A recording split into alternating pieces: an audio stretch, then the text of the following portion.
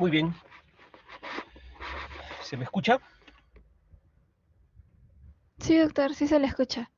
Muy bien. Siendo exactamente las 2 de la tarde con 40 minutos, vamos a dar inicio a la clase programada para el día de ahora.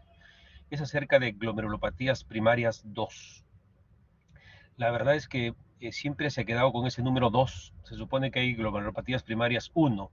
Este capítulo es sumamente extenso y antes se dividía en 2, pero ha quedado con ese título. Yo voy a abarcar las principales glomerulopatías este, primarias, obviamente vamos a incidir en las más importantes, no en las raras, las que ustedes nunca van a ver. Entonces vamos a dar inicio a la exposición el día de hoy. Cualquier cosa, por favor, me interrumpen, encantado de poder contribuir. Cuando nosotros hablamos de una lesión, en este caso una lesión renal, o una lesión de cualquier órgano que fuese, lo primero que el médico tiene que hacer es buscar un culpable, para decirlo de alguna manera. Entonces, ¿quién lesiona al glomérulo? ¿Quién lesiona, por ende, al riñón? Esto lo tenemos que averiguar. Cuando no lo averiguamos y nos quedamos cortos y no sabemos explicar por qué hay una lesión renal, nosotros decimos que este daño, que podría estar dentro de nuestra propia ignorancia, este daño es primario. Igual sucede en la hipertensión, primaria y secundaria, o esencial o no esencial, ¿no? Entonces, nosotros tenemos la obligación de saber quién lesiona al riñón. El daño glomerular es estructural, no es un daño glomerular que no se puede demostrar. Y obviamente existen diferentes tipos de mecanismos por los cuales el riñón se llega a deteriorar. Esto es paulatino, lento, progresivo. Puede ser también rápido y progresivo. Eso lo vamos a ir viendo de acuerdo al desarrollo del- del- del- de las diapositivas. Entonces, este daño glomerular tiene que ser estructural, tiene que ser un daño que se demuestre desde el punto de vista con lesiones histológicas. No puede ser cualquier tipo de daño. Dentro de este grupo de glomerulopatías no podemos dejar de mencionar las secundarias, las clasificación en general. Tenemos las primarias propiamente dichas y las secundarias, ¿no? Donde las primarias, definitivamente el riñón es la vedette, es la manifestación de la lesión primaria, y en las secundarias el riñón se lesiona por otras causas que ustedes ya la han visto y también lo conocen de acuerdo a los años que tienen en la carrera, ¿no? Entonces, esta clasificación también la podemos ver desde el punto de vista histológico, ¿no? O anatomopatológico, si ustedes quieren. Son las glomerulopatías proliferativas, esto es importante, y las no proliferativas. Dentro de las proliferativas tenemos la mesangial, la endocapilar, la MP o membrano proliferativa, la extracapilar. Las no proliferativas son aquellas que son cambios mínimos, la membranosa y la esclerosis focal y segmentaria. Aquellos que tienen o contienen o que van la glomerulopatía con depósitos inmunes, son complejos depósitos inmunes, depende obviamente de qué tipo de complejo. Tenemos el grupo de las subepiteliales, aquí tenemos las glomerulonefritis postinfecciosas, esto obviamente es secundario A, sino esto lo hago simplemente para que ustedes entiendan cómo es que también se puede clasificar. Las glomerulonefritis membranosas, las subendoteliales, la glomerulonefritis por inmunoglobulina A, que en el Perú es extremadamente raro, más se ve en Europa, incluso en Argentina hay varios casos, dije, acá es rarísimo. La membrana proliferativa y la famosa glomerulonefritis rápidamente progresiva. Dentro de las intramembranosas tenemos la membranosa propiamente dicha y la MP, la membrana proliferativa tipo 1, hay tipo 1, tipo 2, ¿no? Dentro de las mesangiales también pueden clasificarse dentro de este grupo las inmunoglobulinas A, la esclerosis focal segmentaria, la rápidamente progresiva. Perdón. Bueno, hablar de la patogenia es realmente hablar de histología, de bioquímica, de biología molecular. No vamos a entrar a ese detalle, porque ese detalle definitivamente corresponde a otro curso. Lo que vamos a hacer acá es vamos a hablar de ciertas pinceladas de cómo es que más o menos se produce los mecanismos que dañan al glomérulo. Dentro del punto de vista de la patogenia, ¿no? Son mecanismos inmunológicos que pueden ser humorales o celulares. Dentro de esta fisiopatología es la más predominante, siendo en otros casos realmente desconocida. No se sabe por qué es que se lesionó el riñón, cuál fue el mecanismo. Dentro de los mecanismos humorales, o plasmáticos también llamados, tenemos los anticuerpos directos a la membrana basal glomerular. Es los anticuerpos antimembrana, anti-M, donde se une el antígeno y el anticuerpo formando los famosos inmunocomplejos. Y pueden añadirse a ellos, y por eso puede haber consumo de complemento, el C3, el C4 o el C1Q. Dentro del otro mecanismo, que es el mecanismo tisular o llamado celular, el anterior fue plasmático, aquí este tipo de respuesta inmune está ya no comandada por complejos, sino por células. Se depositan a lo largo de la estructura del glomérulo células que sirven de mediadores para activar el daño renal. Estos mediadores también pueden estar constituidos de complementos, neutrófilos, monocitos, macrófagos, plaquetas, muchos otros factores que tienden a hacer atractivo el riñón para el daño. Esta respuesta del glomérulo es una expansión de su membrana basal, que es el verdadero filtro del riñón. Y obviamente conlleva una disfunción de sus propias células que lo componen. Son células mesangiales, células endoteliales y epiteliales, que llevan obviamente progresivamente a un daño. Y cuando hay una herida, cuando hay un daño, termina siempre en esclerosis, que es una esclerosis glomerular, que puede ser focal o puede ser global.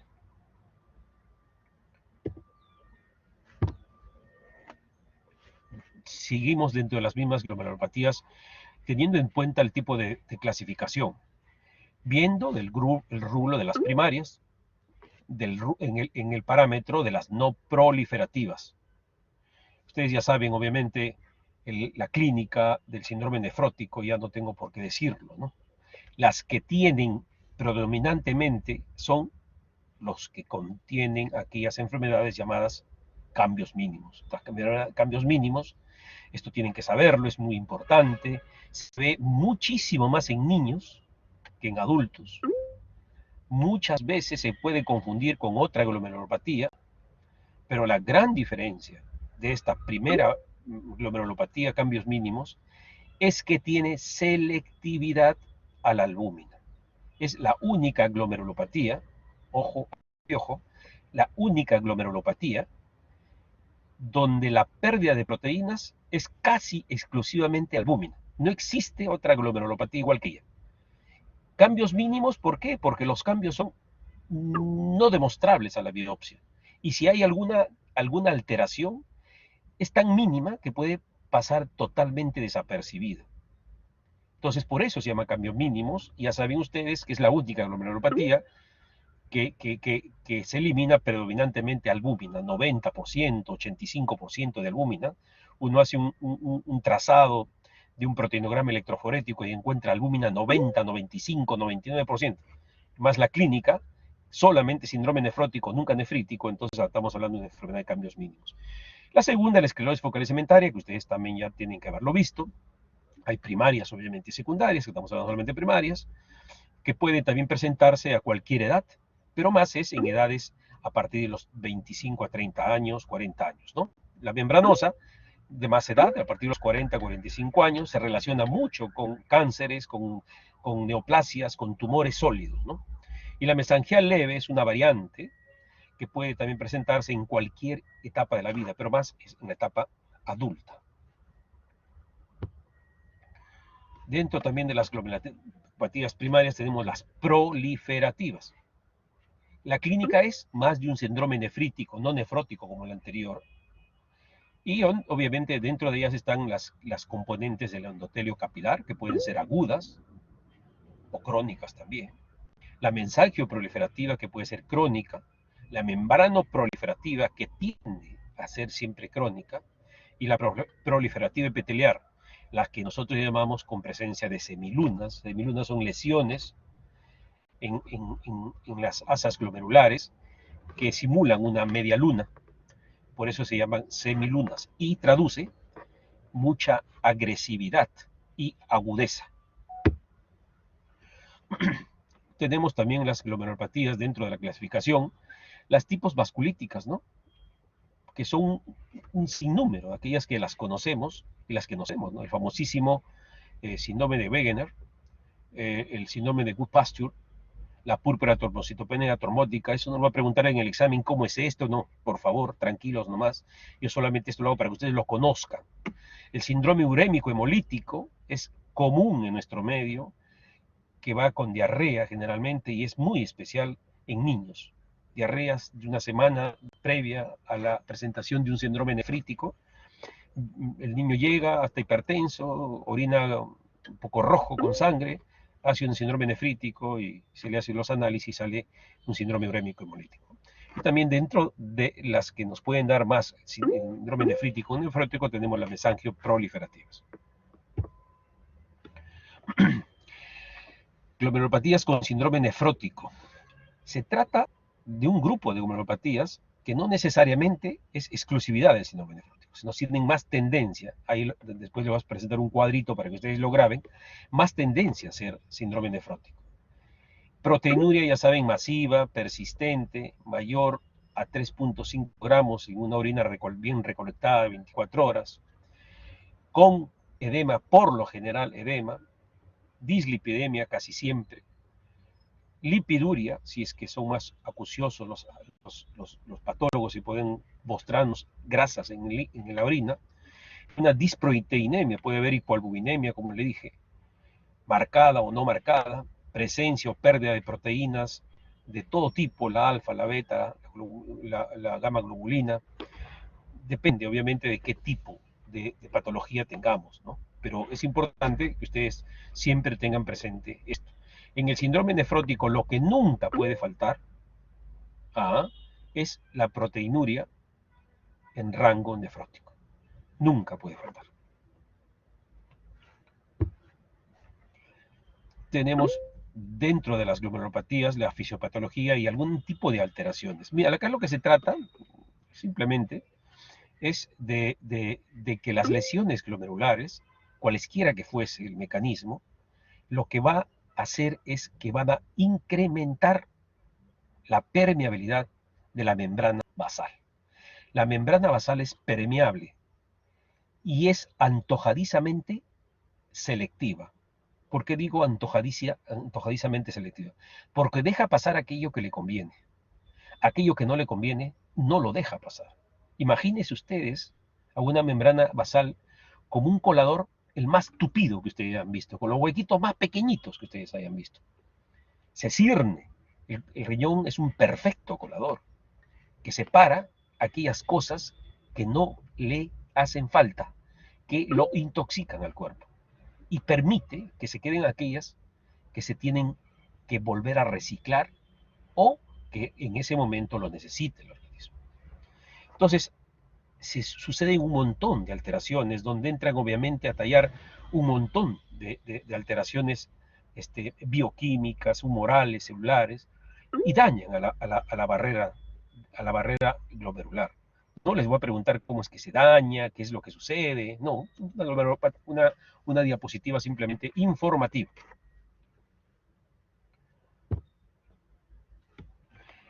Acá ven ustedes la existencia de un espacio que es importantísimo, ¿no?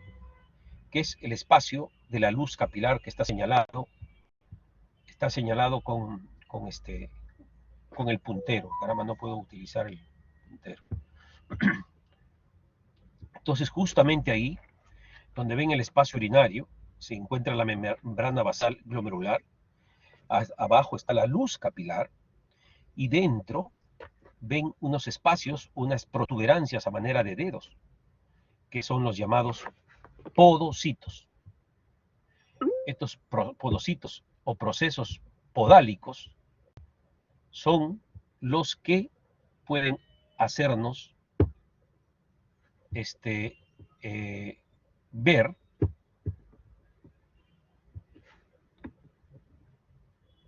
ese es un espacio podálico, un espacio podálico, y este obviamente es el famoso podocito.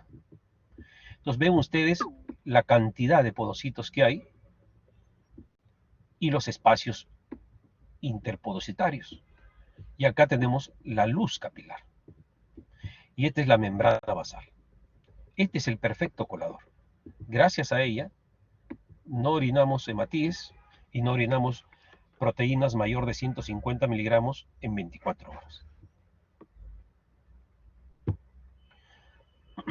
Y estos espacios podálicos, que acá lo ven en microscopía electrónica, que son estos puntitos que están debidamente que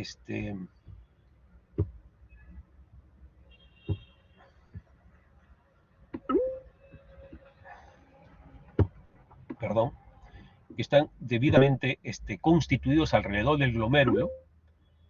Ven ustedes de manera como una luna, ¿no? A lo largo de la estructura, ¿no? Que ven estos especie de puntos, ¿no? Esos son los podocitos, ¿no? Esos son los famosos podocitos. Tiene una dimensión de 100 nanómetros de diámetro. Permite obviamente la separación mecánica de los elementos de la sangre. Son verdaderos filtros que no solamente tienen que ver con la capacidad del pasaje netamente físico, sino también tiene que ver con el tipo de carga positiva o negativa que tiene en la superficie. Por eso que la lúmina no es muy llamativa, ¿no? La superficie de estas protuberancias celulares en el endotelio son cargadas negativamente y recibe de repelente, ¿no? De repelente. Entonces la proteinuria es la manifestación cardinal de la injuria glomerular y factor patogénico de la progresión hacia la disfunción renal. ¿Esto qué quiere decir? Que un paciente que ustedes vean que tiene una glomerulopatía, le dan tratamiento y viene con unas proteinurias 1 año, 2 años, 3 años, el pronóstico es malísimo. Va a perder el riñón sí o sí. Tenemos nosotros 1 millón aproximadamente de glomérulos en cada riñón. Solamente necesitamos para vivir, aunque ustedes no lo crean, 500.000 nefronas. Nada más. Pero tenemos 1,5 millones más. Es por eso que la diabetes, siendo una glomerulopatía secundaria, demora en dañar los riñones más de 15 años. Llega a la diálisis. Es un descuido total en 15 años. Entonces, para llegar a esa magnitud es porque no nos hemos interesado en nada y no hemos tomado en cuenta las recomendaciones de nuestro médico, ¿no?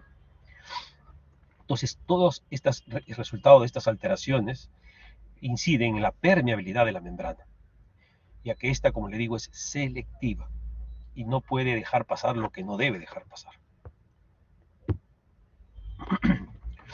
Entonces, esta membrana basal glomerular impide, obviamente, el pasaje de moléculas que solamente tienen que ser eliminadas. Y eso es lo que hace la hemodiálisis. La hemodiálisis es el riñón artificial, la diálisis peritoneal es el riñón artificial, que hace o simula la función excretora del riñón, más no la función formadora. Entonces, esta integridad, al no estar indemne, no solamente se pierde masa glomerular, sino se pierde función renal de manera permanente, ¿no? Es la red de la membrana basal glomerular visto desde el punto de vista tridimensional. Los poros son de 5 a 6 nanómetros de diámetro y solo pasa lo que tiene que pasar. Bueno, las etiologías del síndrome nefrótico dentro de las glomerulopatías primarias no proliferativas. Vuelvo a repetir, cambios mínimos 80 a 90% en niños. También puede verse en adultos. También. La esclerosis focal segmentaria son el 20% de las glomerulopatías totales. Es la que viene en segundo lugar. La membranosa es muy frecuentemente en adultos y hay obviamente también primaria y secundaria. La idiopática, que es la que nos toca ver, generalmente se presenta sin ningún tumor, sin lupus, sin ninguna glomerulopatía preexistente. Y obviamente la mesangial leve, ¿no? Los secundarios ya saben que eso no tiene nada que ver acá, pero también los nombro para que puedan tener ustedes la diferencia. La presentación clínica obviamente es variado, ¿no? Si es solamente síndrome nefrótico, es lo que ustedes ya conocen. Pero a la cabeza y las principales glomerulopatías que tienen síndrome nefrótico, vuelvo a repetir, cambios mínimos, 100% síndrome nefrótico, nunca nefrítico. La glomerulopatía membranosa es mitad nefrótico, mitad nefrítico. La esclerosis focal segmentaria tiene o puede tener de los dos. El resto puede tener de los dos, pero no la de cambios mínimos, como lo vamos a ver en una diapositiva posterior. El podocito, no quiero redundar más en él, es importantísimo, es un elemento principal de la barrera de la filtración glomerular. Ya les expliqué los poros de filtración y se pierde esto en forma irreversible y progresiva. Cuando se pierde nunca más se vuelve a formar un podocito. No es posible. Se tiene obviamente que perder muchos podocitos para que el glomérulo quede sin función. Y tenemos el podocito, donde ven ustedes claramente la membrana basal, que es la que se ve acá. Y este de acá es el proceso podálico. Y la serie de reacciones químicas que se producen gracias a la podocaxilina genera o da la carga negativa a la barrera y evita que cualquier otra sustancia pase o molécula pase que tenga otro tipo de carga. Su arquitectura y distancia celular son equidistantes y disminuido obviamente en la glomerulonefritis focal segmentaria, porque lo que afecta en la glomerulonefritis focal segmentaria son segmentos de un glomérulo, no es todo.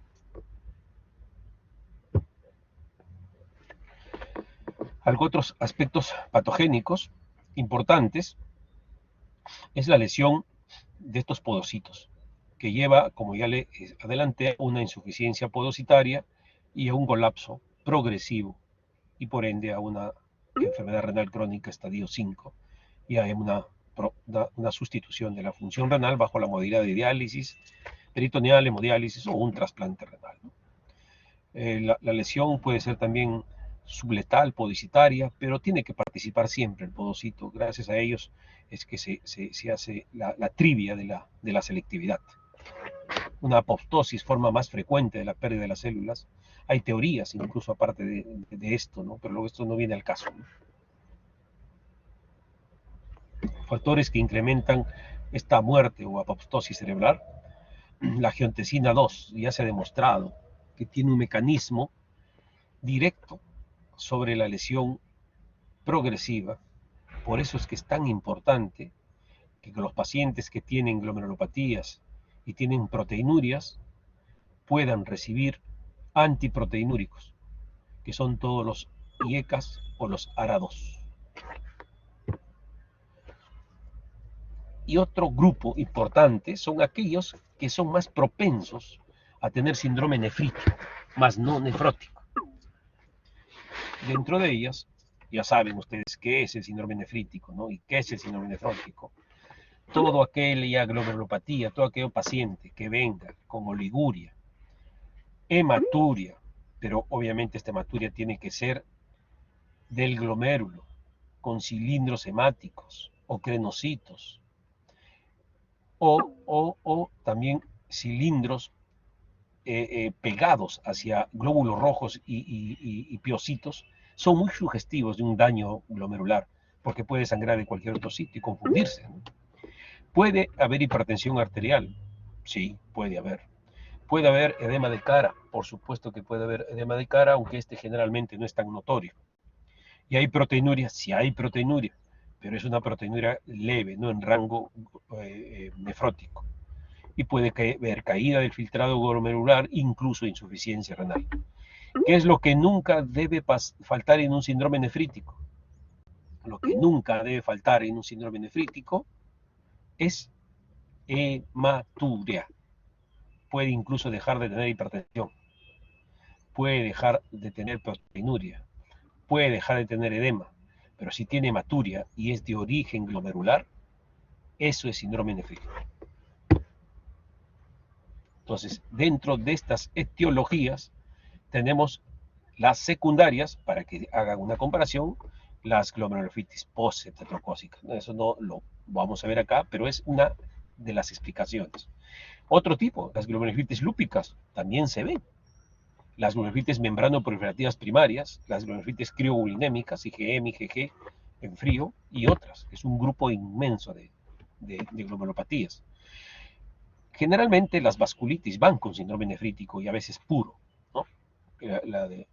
La IgA, la famosísima IgA, la poliarteritis nodosa, la Wegener, ANCA positivo, puede ser ANCA-P, ANCA-C, no ANCA-P, no ANCA-C, la enfermedad de Guth-Pasteur, o la llamada también antimembrana basal glomerular, la púrpura trombocitopénica trombótica, o llamado también síndrome, o también el síndrome, urémico hemolítico, y la mesangio proliferativa, también llamada inmunoglobulina A, que son los dos tipos.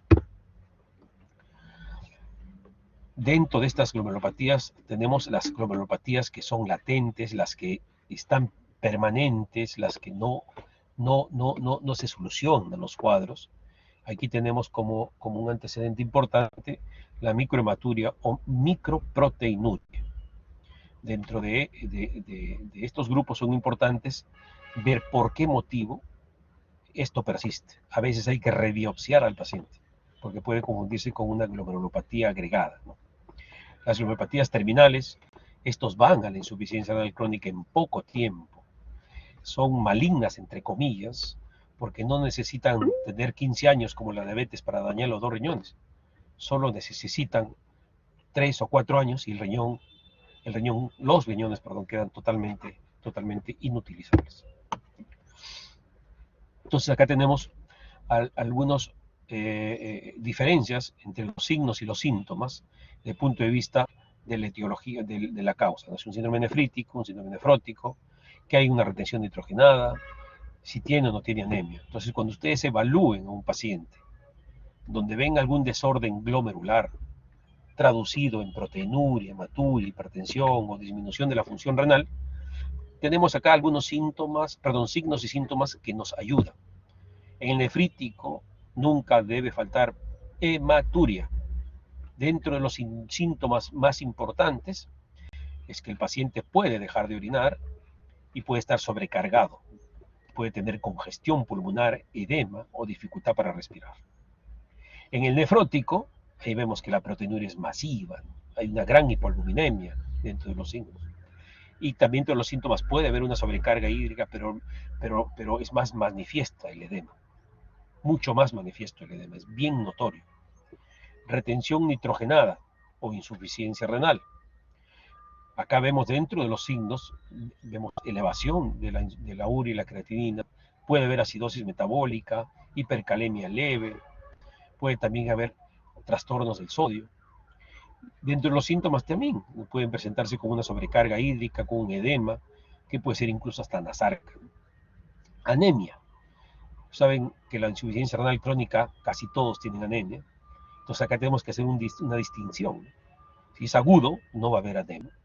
Y si es crónico, va a haber anemia. Y acá tenemos la clasificación que yo les decía. Este cuadro es muy ilustrativo porque se ve el tipo de glomerulopatías a la izquierda y el tipo de presentación, nefrótico y nefrítico. Y aquí vean ustedes, por quinta vez, la glomulopatía de cambios mínimos es netamente nefrótico con 4 cruces. El resto puede tener de ambos. Pero ven que en los extremos son más nefróticos, en extremo superior más nefrótico, en extremo inferior más nefrítico.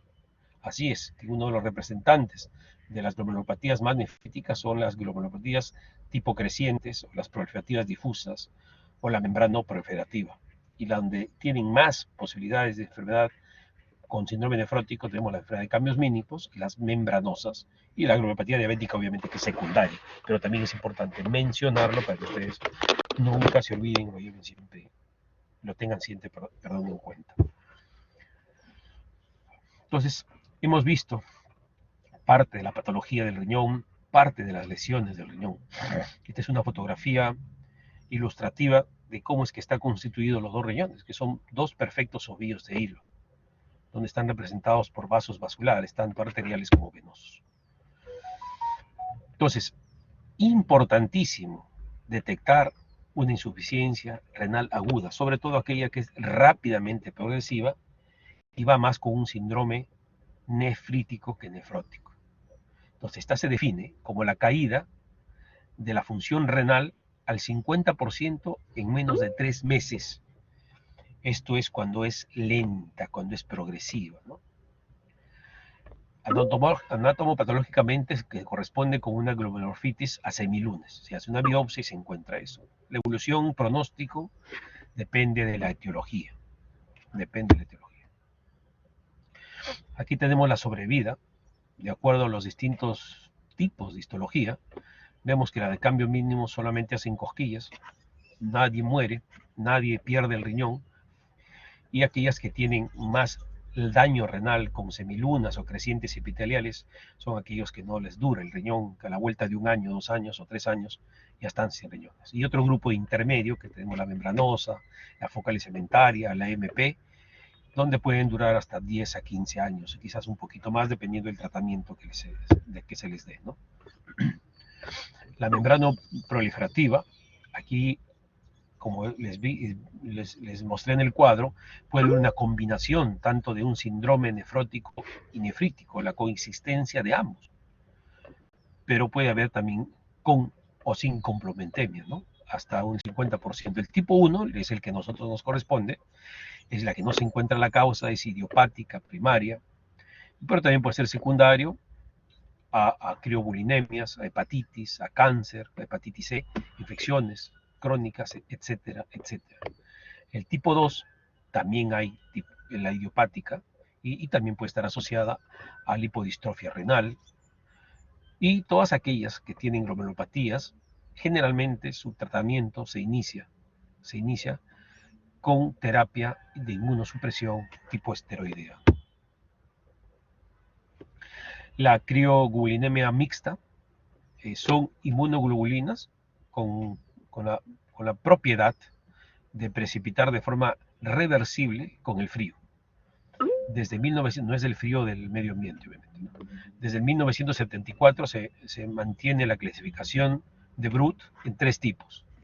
Tipo 1, tipo 2, tipo 3. Esto a manera de información, no tengan problemas porque esto es una cuestión más específica y no creo que ustedes deberían estar viendo este tipo de cosas.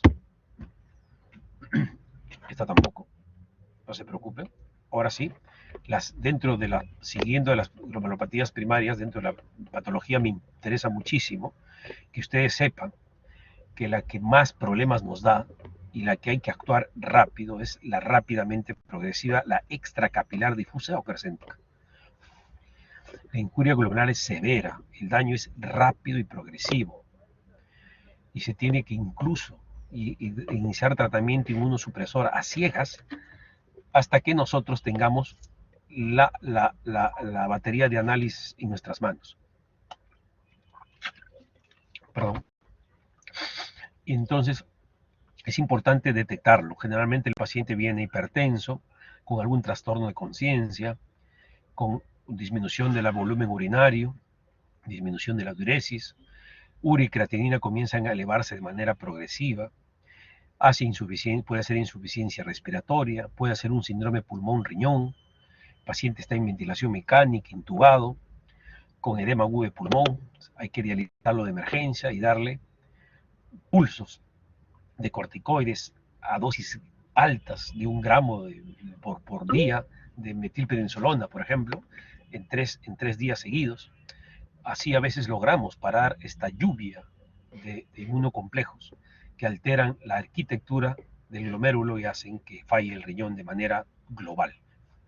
Pero bueno, esto es cuando se nos presenta este tipo de casos, que es bastante agresivo, y ojalá algún día ustedes tengan la oportunidad de ver, es muy, muy, muy llamativo. La otra también, de tipo rápidamente progresiva, lo que se hace, y si se logra hacer obviamente, es una biopsia. Pero la mayor parte de veces es casi imposible, porque el paciente está con mucha insuficiencia respiratoria, no podemos ponerlo boca abajo y sacarle una muestra del tejido renal. Pero cuando se puede y se consigue, se ve, pues, ¿no? Si es un microscopio electrónico, que sería lo ideal, y se observan algunas alteraciones propias de esta glomerulopatía, ¿no? Que no vienen al caso, ¿no? La membranosa, la principal causa de síndrome nefrótico en adultos, ya les dije, pico incidencia 40 años, la forma idiopática es la mayoría, 85%. La forma secundaria, por ejemplo, a fármacos, del 1 al 7%, cáncer 5 a 10%, lupus 15%. Evolución en la insuficiencia renal, el 40% de ellas a los 10 a 15 años. Sobrevida, mayor de 10 años, 60-65%, 80%. Perdón. Dentro también de las glomerulopatías primarias tenemos el tipo de microscopía. No hay por qué, no voy a pensar ni tomar ninguna pregunta en relación a esto, para nada, pero es importante que ustedes lo tengan y vean qué es lo que más o menos se ve. Y esa es una biopsia de un riñón con una glomerulopatía tipo membranosa. Acá sí pueden ustedes distinguir la alteración que se produce en las membranas. Miren acá los depósitos que están al lado de las células, totalmente conglomerados, que están en todo el glomérulo. Así es una glomerulopatía membranosa.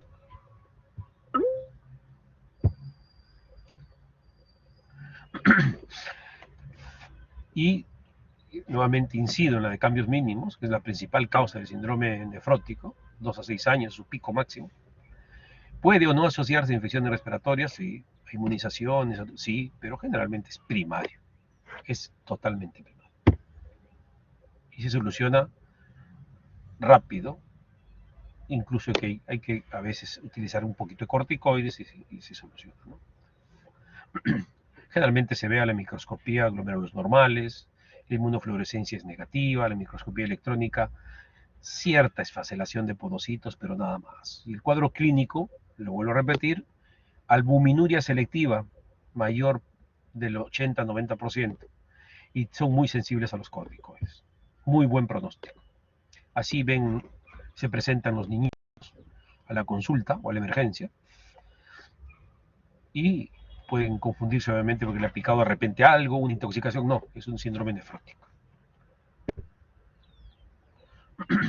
La bromoesclerosis focal cementaria ha cobrado mucha importancia, mucha importancia. Nosotros hacemos aproximadamente unas 50 biopsias a 40 biopsias al mes y tenemos una incidencia en el hospital Hipólito Unanue, donde yo trabajo, de aproximadamente 60% de bromoesclerosis focal cementaria. El resto es una miscelánea. Pero hay muchos, muchos casos de esclerosis focal cementaria, especialmente en nuestro medio, ¿no? En otros sitios, en Europa, hay más IgA que esclerosis focal cementaria, ¿no? Aquí el compromiso no es global, por eso se llama focal y de un segmento, ¿no? Son de algunos glomérulos y del glomérulo comprometido es un segmento, pues se llama esclerosis focal y segmentaria. La forma primaria se presenta del 30 a 40% en nuestro medio, por lo menos en nuestra estadística. Y es importante porque sí tiene muy buen pronóstico cuando se da un adecuado tratamiento. Hay el tipo 1 y el tipo 2. El tipo 1 pueden incluso autolimitarse. La de tipo 2 son las que más difícilmente se autolimitan, las que progresan a una insuficiencia renal crónica, e incluso si es que se les hace un trasplante pueden hacer una glomerulopatía de novo.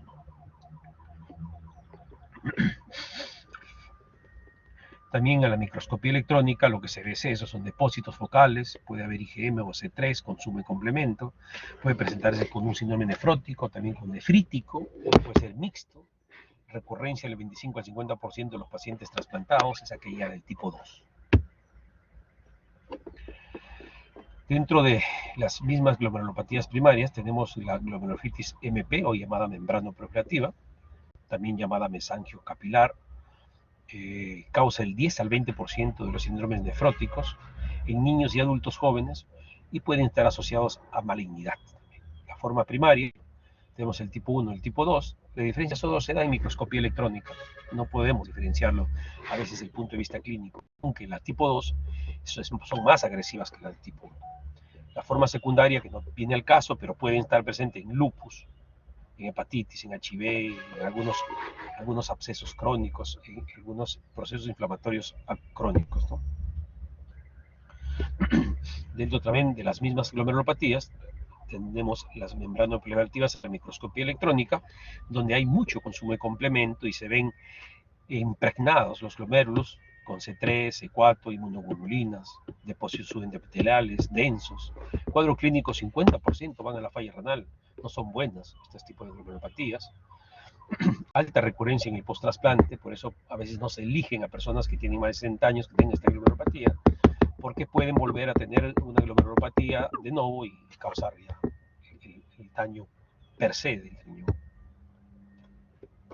Y las otras son las de nefropatía por IgA, no hay en Perú, es raro, muy raro. Son más en Europa, en Francia, Italia, en Estados Unidos también. En Latinoamérica hay más en Uruguay y Argentina. Acá es extremadamente raro. Yo he visto un solo caso en el hospital Politunane, perdón, en el hospital Almenara donde me he formado, de una sola paciente, de ahí no he visto más. La falla renal va del 15 a 40% en 20 años. Es más benevolente que la membrana proliferativa, ¿no? Muy bien, eso sería todo. No sé si tienen alguna pregunta, por favor.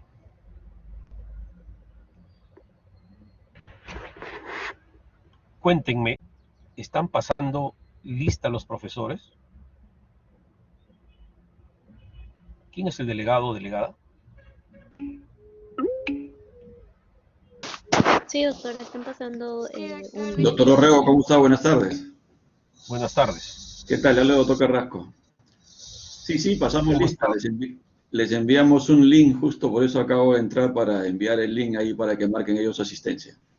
Ah, por favor, sí. Veo que hay 124 asistentes. Sí, justo estoy viendo acá también los que están entrando ya a marcar su asistencia. Sí, doctor. Sí, estamos controlando la asistencia. Ah, qué bueno, qué bueno. Qué bueno, doctor Carrasco. Gracias, más bien, doctor. Muy bien. Si no hay ninguna pregunta, encantado. Ya con mi grupo nos comunicamos mañana para continuar el curso.